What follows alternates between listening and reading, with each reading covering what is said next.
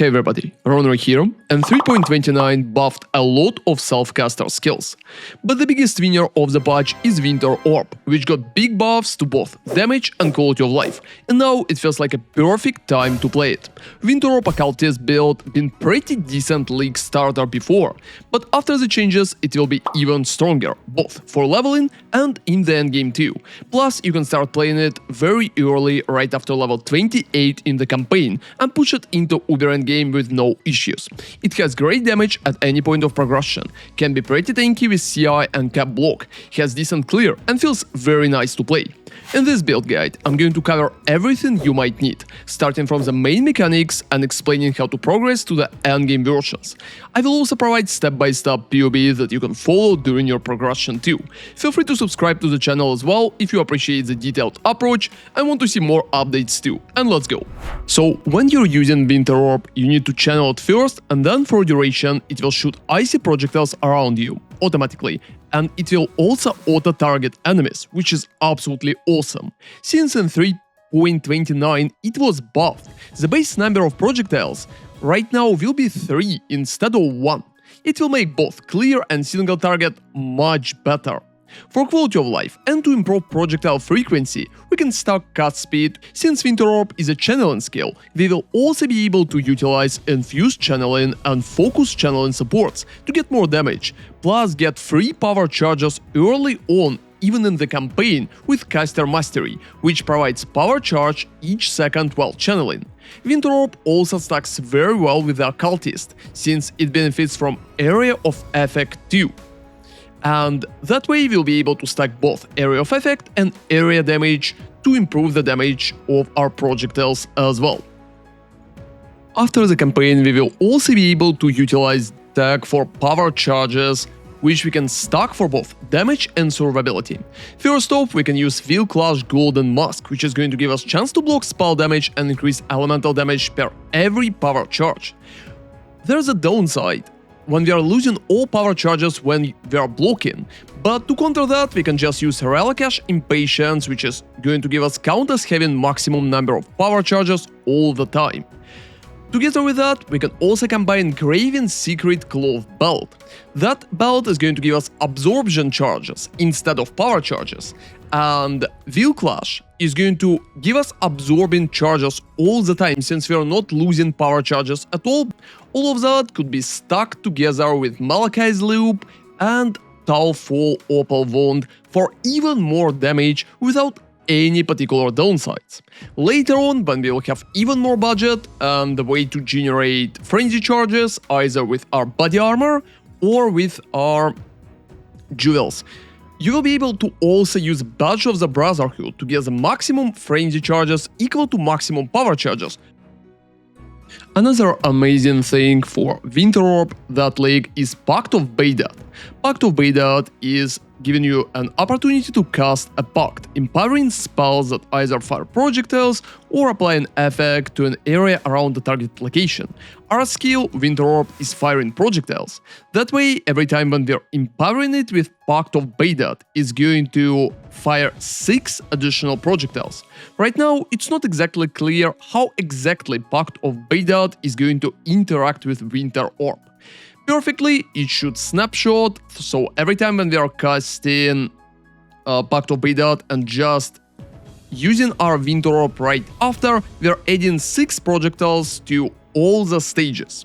If you will be not that lucky, every stage is going to eat 1 empowerment.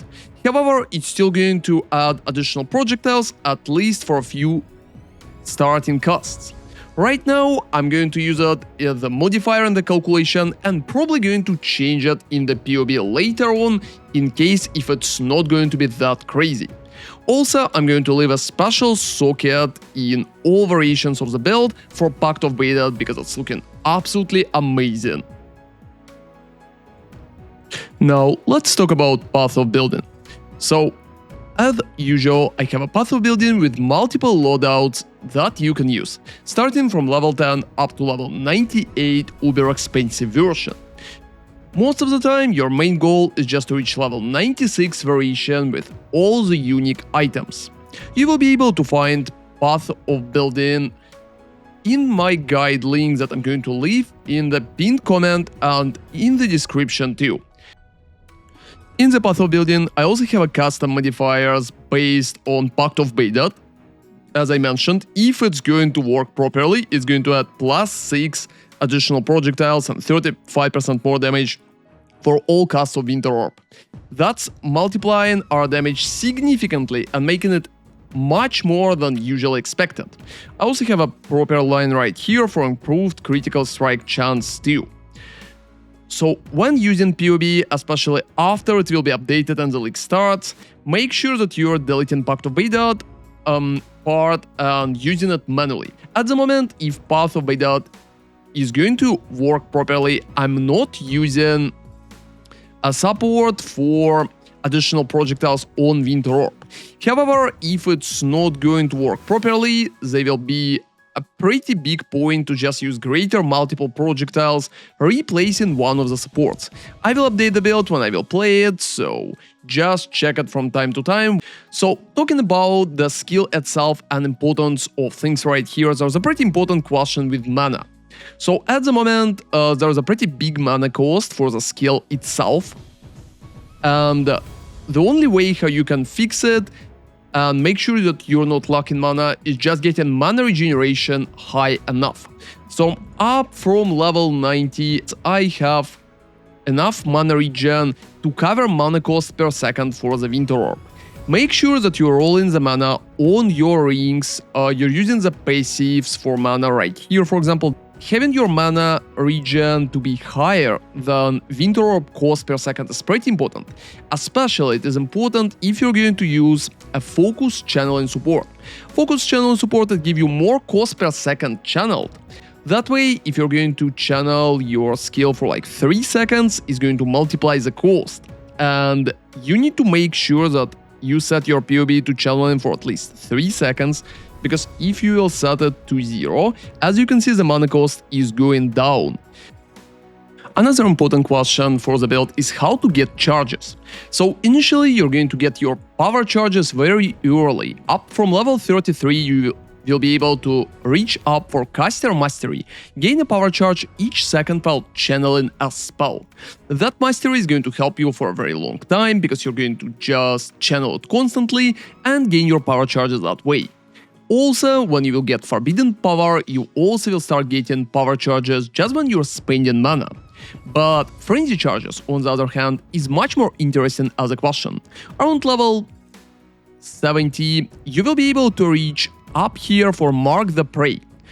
You can also get the Mark Mastery, 10% chance to gain a Frenzy charge when you hit your marked enemy. That way, if you will mark your enemy, and for that setup, you're just going to use an Arcanist brand for elemental weakness and like Assassin's Mark, you will be able to get Frenzy charges on bosses pretty stably. For that, you also will need to get Whispers of Doom to make sure you have double cures working. And at later levels, around level 96, you can drop that whole setup and instead swap to another option. Right there, you will be able to use Elegant Hubris, which is going to give you an opportunity to get a passive with 10% chance to gain a Frenzy charge on hit. Good Hubris is probably going to be very expensive that league, so in my 96 level variation, I'm just using any Hubris with practically only one bonus, that's 10% chance to gain a Frenzy charge on hit, and everything else is completely unimportant. So if you will try to find a Timeless Jewel, Elegant Hubris, Casper Supreme, you will need Supreme Ostentation and around Mind Over Matter. For that, you can just search it like that, and there's a lot of options as you can see, even if you're filtering the nodes. So it's either should be that node or that node, both of them are working. Make sure that you will have it when you will swap out of your Mark support and drop Mark the Prey. Same situation is happening in the uber expensive version, but here I'm just using like a better Hubris with additional bonuses such as increased energy shield per power charge. That bonus is pretty big, and I believe Hubrises like that are going to have tremendous price that league. If you just don't have a budget for it, keep using the old Jewel from the 96 version just for Supreme Ostination to make sure that you're not really getting locked on stats, and Frenzy charges by itself. Another cool question is how you're getting endurance charges. So around level 96, I recommend to just take Enduring Composure from a small cluster jewel. For 2 points, it's going to give you endurance charge every second if you've been hit recently. So it's going to be up almost all the time. However, if your budget is very high, you will be able to use a body armor, which is going to give you endurance charge every 10 seconds just based on your implicits that you can roll from like Exile and Ether. Now, let's talk about the importance of unique items. Since it's very hard to predict how much the unique items will cost that league, in my level 90 variation, I don't have single unique except like Fallborn and Bated Breath, which is definitely going to be cheap. However, for level 96, I already have all power charge uniques stuck together. And here I want to give a quick recommendation about the order in which you need to buy them. So the most important combo is just using Relicash Impatience for power charges, together with Will Clash, Graven Secret, Malachi's Loop and Talfall. First off, you will need to buy Relicash. That's going to be your item number 1. After that, you can get the Will Clash, you can get Talfall, you can get Malachi's Loop, and Graven Secret. I believe that Relicash is probably also going to be the most important item in the set. So perfectly around level 90, if you will be able to farm properly and you will farm some currency, getting Relicash together with Will Clash or Talfall is definitely recommended. Another important question is survivability, which is getting boosted by block significantly. Around level 96 and closer to like proper endgame, I heavily recommend to use the Red Nightmare Crimson Jewel, which is going to give you passives granting fire resistance or all elemental resistances in radius, also grant chance to block attack damage at 50% of their value. That way, everything around is going to provide significant amount of basic block chance. Together with reaching up to Sanctuary, you will be able to cap your block chance together with capping your spell block chance. And since you can use Safeguard as an allocation of your amulet, you will be able to recover Energy Shield every time when you block, which is feeling absolutely amazing. I recommend cap block for both 96 and like uber expensive 98 versions. At level 90, however, it will be significantly harder to get a cap block chance, but you need to still invest into it here and there. And talking about ascendancies, I believe that for Winter Orb, both Elementalist and Occultist is going to be very decent for different reasons. So Elementalist is going to utilize the Leech of the Primordial together with like Shaper of Storms to improve the damage, especially early on. However, in the late game, I believe the Occultist is probably going to outscale, mostly because of the Void Beacon, like Forbidden Power bonuses. When you have a lot of power charges, is going to be very comfortable, especially because of the increased area of effect per power charge. And later on, especially if you will be like on a very high budget, there's an option to use a Forbidden Flash and Forbidden Flame to pick either Leech of the Primordial or Shaper of Storms from Elementalist too. Same goes for Elementalist itself. It could just take like Forbidden Power from Occultist to maximize the result. Another cool option would be to drop like Frigate Wake completely and instead just go for additional rings from Unseen Hand. We will need to test it a little more in the endgame itself to see if it's going to worth it, especially since synthesized items for additional power charges are currently gone from the game based on the information that GG is going to provide. I will also post a more detailed video about the leveling process, especially for the early levels, later on, so stay tuned for it. Thank you very much for watching and see you next time. ronarray out.